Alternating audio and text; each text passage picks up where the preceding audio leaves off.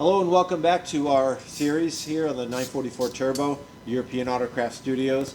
I want to start off by saying thank you for subscribing and sharing. Just keep sharing. We're up to 226 subscribers. I never thought it would happen this fast, but it's going great. Very happy you guys are following us. We also have a lot of questions and some observations you guys have made that I'll answer at the end of this video. Right now, my sidekick is not here. I think he's at an Austin Healey festival somewhere. I'm not sure where, but he's out and about somewhere, so I guess I'm on my own with this one.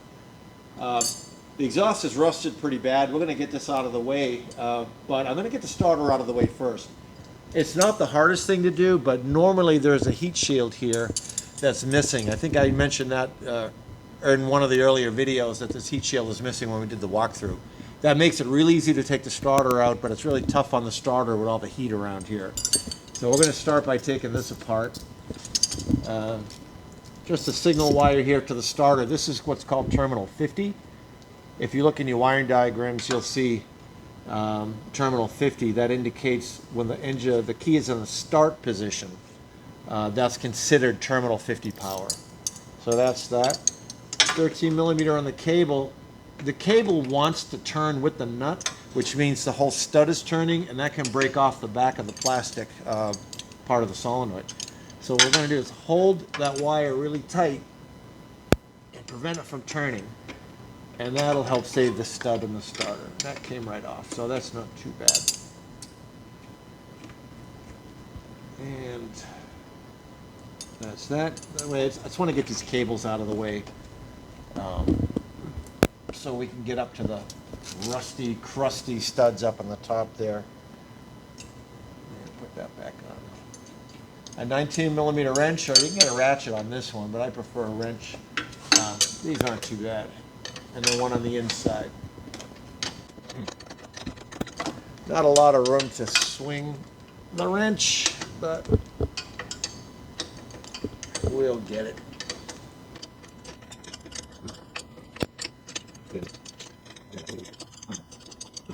I know a lot of YouTubers are using music. Royalty-free music. We're not doing a lot of that because I really don't like much of that music. If any of you guys have a local band or want to give us some music to use, we'll give you credit. Give you credit for it, and you get to hear your music on our amazing videos. It'd be a lot of fun for everybody. So if any of you guys have a band or know of a band that would like to donate some music, we'll be sure to give them credit. And make the videos better. Everybody wants a better video. Don't you? Of course you do. Now I expect it to be a little stuck. There we go. That's it. Simple, small starter. The early 944s, the starter was much bigger. The Turbo uses a small starter, and I think that's all you can get now is a small starter, which is good. A lot lighter.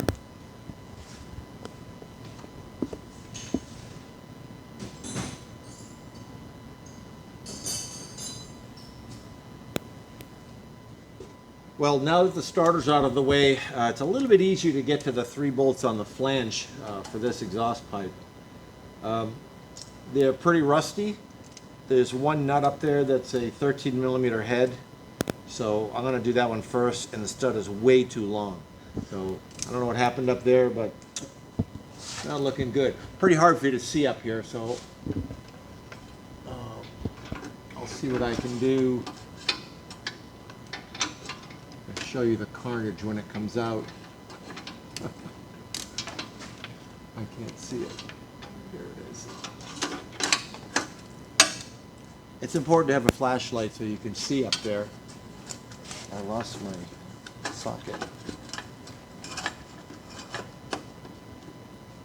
There are bugs up here too, by the way. Fumble, fumble. Okay, 1 minute yet.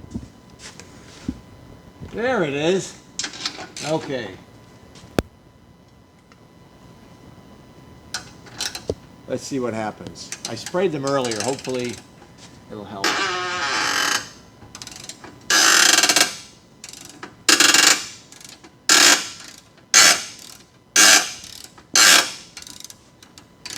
Well, least it's coming off. Oh, the whole stud came out. That's the wrong nut. But at least we got it out. The other two are the correct 15 millimeter headed bolts.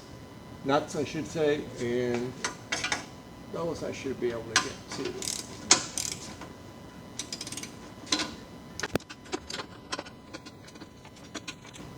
Oh, I should have got this all straightened before I invited you guys on to watch. That's not working.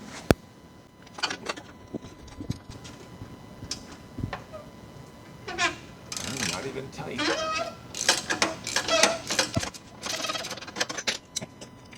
Okay. It looks like there wasn't even that tight.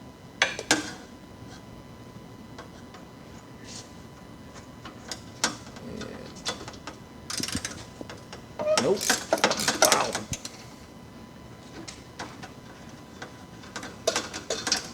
My penetrating wheel's not that good. Okay, that's that flange. This other section, I could separate it here, but I might as well just take it right off of the wastegate. Alright. Not too bad. Kind of surprised that all these bolts came off fairly easy. Luckily that flange, the nuts weren't even that tight.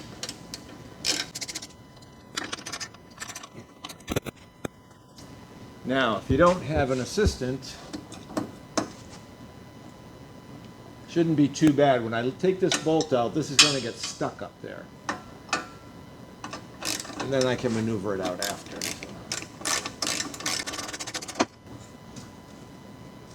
Perfect.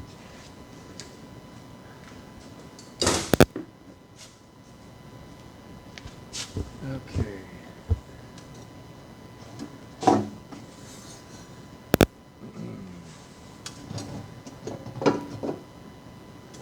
Yeah, you definitely need a lift for this, so you won't have the clearance on the ground if you try to take this off on the ground. That's one ugly mess. Okay.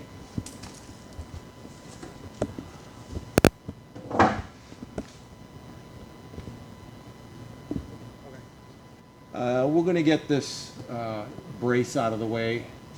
That's easy enough. Dang. Oh, God. Okay. Bracket. I'm going to get the wastegate out of the way.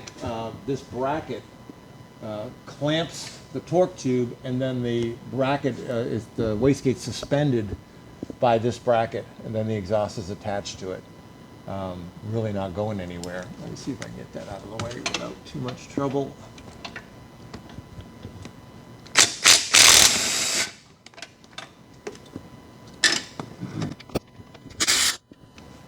There we go.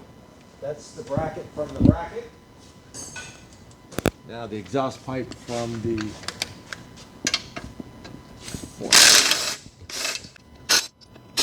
Before I take the last bolt out, I'm going to take the hose off the wastegate.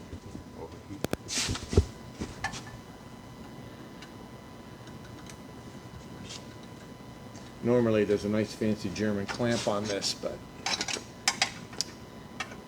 not today. Okay.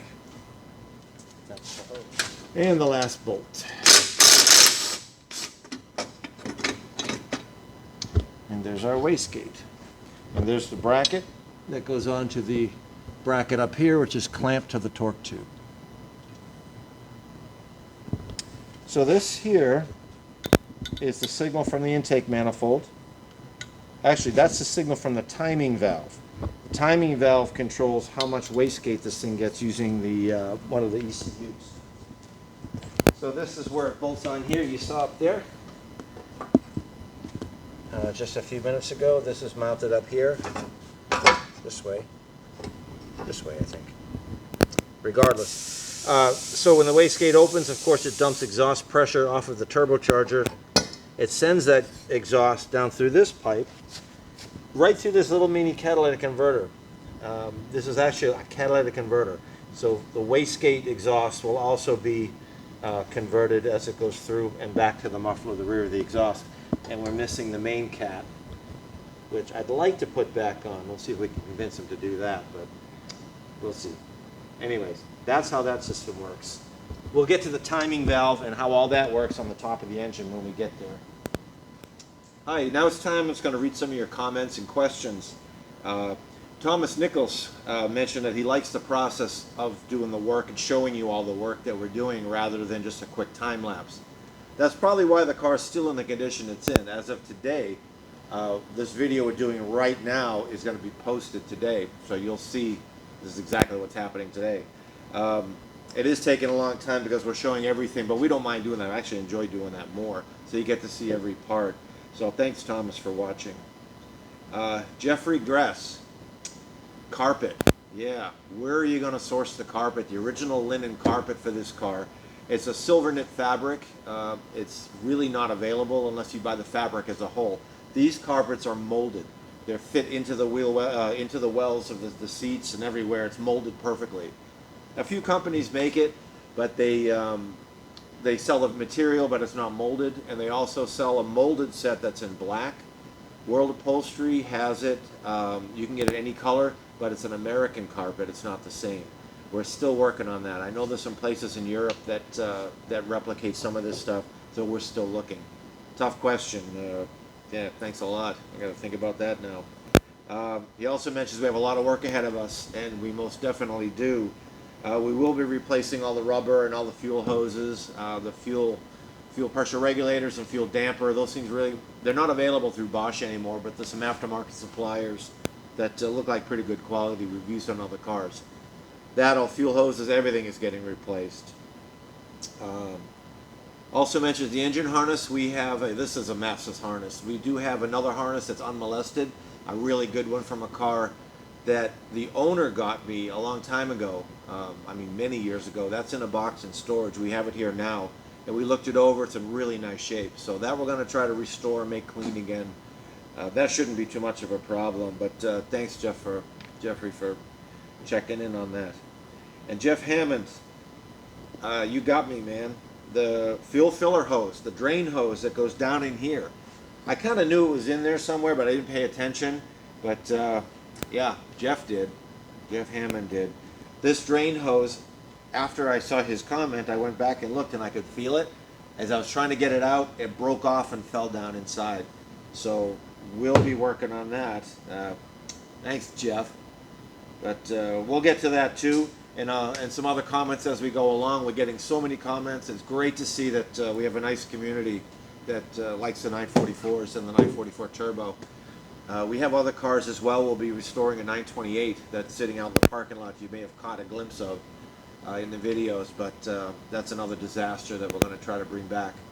But on with this one, there'll be more videos of this throughout the entire process, including the body shop.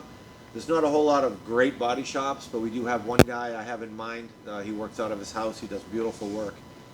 You'll see that process and meet him when the time comes, but that's a little ways away. So enjoy the rest of the videos as they come. We'll be seeing you again in the next one. Thanks for watching.